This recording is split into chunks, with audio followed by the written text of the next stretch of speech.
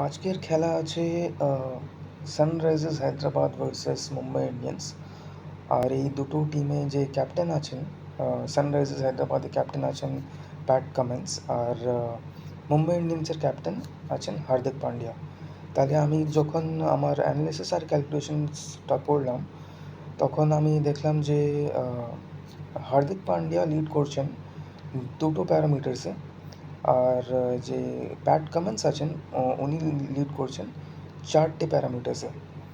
তাহলে এই জন্যে যে আজকে ম্যাচের প্রেডিকশনটা হবে সেটা হবে যে আজকে ম্যাচের উইনার হবে সানরাইজার্স হায়দ্রাবাদ। আর এই ক্যালকুলেশনটা আমি করেছি মানে ম্যাচ ডের যে প্যারামিটার্স আছে তার কম্প্যাটেবিলিটি আমি চেক করলাম যে দুটো ক্যাপ্টেন্সের নাম্বারসের সঙ্গে। তখন আমি দেখলাম যে সানরাইজার্স হায়দ্রাবাদের ক্যাপ্টেন প্যাট কামিন্স লিড করছেন চারটে প্যারামিটার্সে, আর হার্দিক পান্ডিয়া লিড করছেন দুটো প্যারামিটার্সে। আর এই জন্যে প্রেডিকশনটা হবে যে আজকে ম্যাচের উইনার হবে সানরাইজার্স হায়দ্রাবাদ।